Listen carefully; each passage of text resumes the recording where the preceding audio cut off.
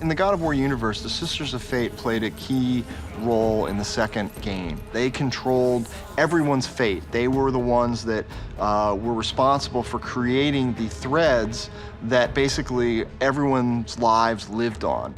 So every single human has a blueprint of what their fate is, and these sisters hold the keys to that. The Sisters of Fate were also known as the Moirae, and they controlled the so-called thread of life of each living being. And this included mortals and even the gods and titans themselves. There were the three sisters, the Moirae or the Fates. One would spin, one would measure out, and one would cut the thread of your fate, which corresponds basically to your human life. The idea is that the shape of your life, the length of your life, has been predetermined before your birth. And the way the Greeks conceived this was the three fates. While the sisters themselves didn't have the ability to travel through time or control time, they certainly could peer into the future and had that gift of prophecy. For the second time, Kratos escapes Hades. On the back of Pegasus, he faces the wrath of a most unusual force. Not help you. Typhon is one of the nastiest titans. Zeus, actually, after the Great War, encapsulated him inside of a mountain. And that's where Kratos finds him. He flies the winged horse Pegasus into this mountain. And Kratos needs something that Typhon has, and that's called Typhon's Bane, and it's this wind magic. After the Great War, Zeus was being a bit too extreme with his power, particularly in his punishment of the Titans. And Gaia wanted to get back at him for this because she wanted to restore balance. And to do this, she crafted and gave birth to this incredible monster named Typhon. And Typhon's upper body reached all the way up to the stars, and his lower body was made of hundreds of serpents. And the battle between Typhon and Zeus seemed like it would never end. Zeus finally had to pick up an entire mountain and crush Typhon with it in order to defeat him. That was how strong Typhon was. He is associated with winds, and there's been a lot of speculation whether his name might be etymologically linked with typhoon, because he is the god who releases blustering forces. Most scholars now think that it's just a coincidence, but at the same time, he is associated with winds.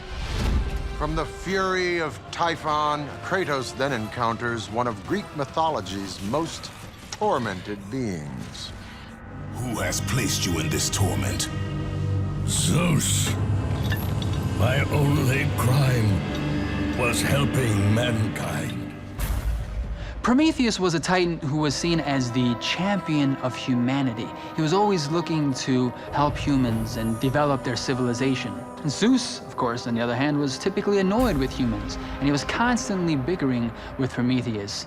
At one point, he stole fire so that human beings would have fire to cook food. He concealed it in a fennel stalk and gave it to humans. Unfortunately, after he did that, the king of the gods got angry, Zeus, and decided to punish him. And so in punishment of this, Zeus drives a great column through Prometheus and has a bird come and pick out his liver every day. And at the end of the day, the liver will grow back and this bird will come back. So Prometheus is kept in eternal punishment. Please, ghost of Sparta, release me from my torment. In scenes in Greek tragedy that we have of the binding of Prometheus, we see two henchmen of Zeus come to bind Prometheus, and they are called Kratos and Bia, two words in Greek that mean strength or force or violence. Ironically, in classical Greek texts, one of Zeus's minions that chains Prometheus is named Kratos, where in the game, we see the character Kratos freeing Prometheus from his endless punishment. At the beginning of the War of the Gods and Titans, Kratos does the will of Zeus. He's simply a flunky of Zeus. He has no personality of his own. He can't see anything except from Zeus's perspective. He's just a thug who enforces Zeus's will. Of course, our Kratos isn't like that, but he is a pawn. And a lot of times when you're in a creative environment, you have things that we call happy mistakes. And I think that might be one of them. Kratos, the character was completely fleshed out. The story was written, and we hadn't decided on a name yet. So that was one of the things that came very late. I remember a time when we had a vote on the team and there was like 5 different options of like, what name do you like the best? And those were presented to the team, they were presented in marketing, and then it ended up becoming Kratos. With the release of Prometheus from the tormenting binds of Zeus, Kratos sets forth in search of the Sisters of Fate on the island of creation. We've created these islands that existed on the edge of the world, much like mythology at the time stated, you know, the world was flat and you got to the end of it, you'd fall off. Well, this island was right on the end of the world, and it was a place that many, many heroes of the times would attempt to get to change their fates or make something in their lives different and better. We took Theseus as one of the heroes that visited the Islands of Fate to have a wish granted to him by the sisters. And in his dealings with the Sisters of Fate, Theseus was able to get his wish granted, but the deal struck was that he had to protect a certain part of the island from all the other visitors for the Sisters of Fate. Come forward. Theseus is best known in Greek myth for navigating successfully the labyrinth on the island of Crete and slaying the Minotaur.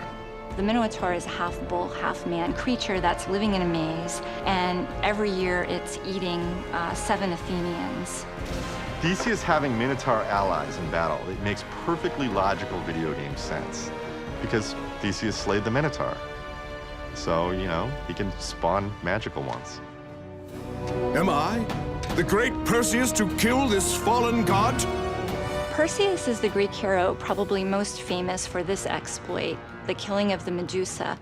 The Medusa is a monster who anybody who looks at her will turn to stone.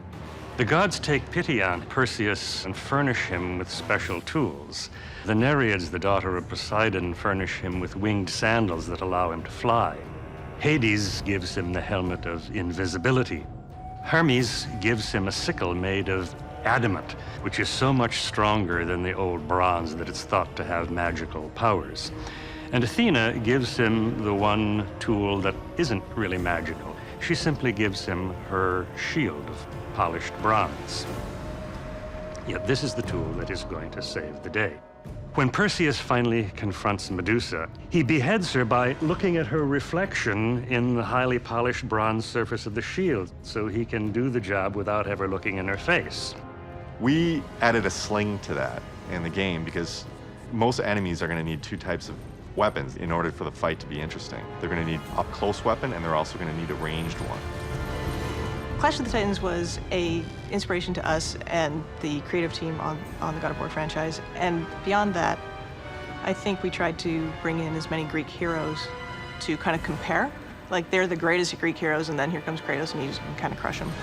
In Hollywood pop culture, Perseus is probably the biggest well-known guy. So let's get him in the game. We can easily have him in the Island of Fates. He's a hero. He's always trying to take on one task or another to try to prove his worth, and let's have these 2 guys cross paths and see what happens.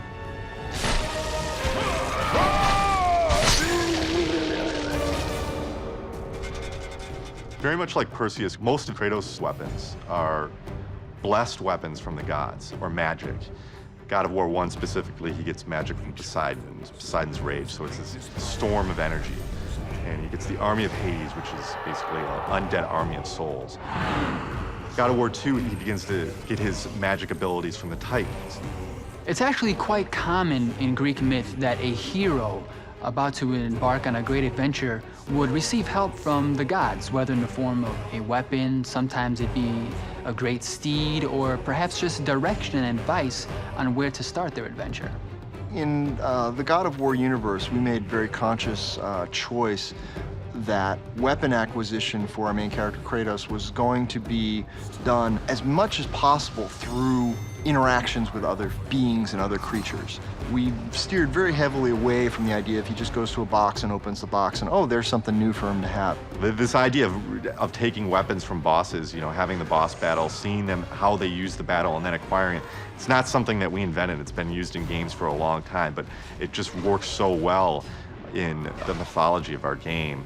And, you know, the ideas that people came up with thousands of years ago that we can actually take those weapons and actually get them in our game.